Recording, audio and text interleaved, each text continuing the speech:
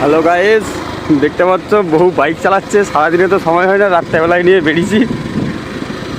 এই রাত্রেবেলা রিক্সের উপরে পেছনে বসে আছি। আগে চালাতো যদিও, এখন তো ভয় লাগছে, এখন নিজেই টলটল করছে।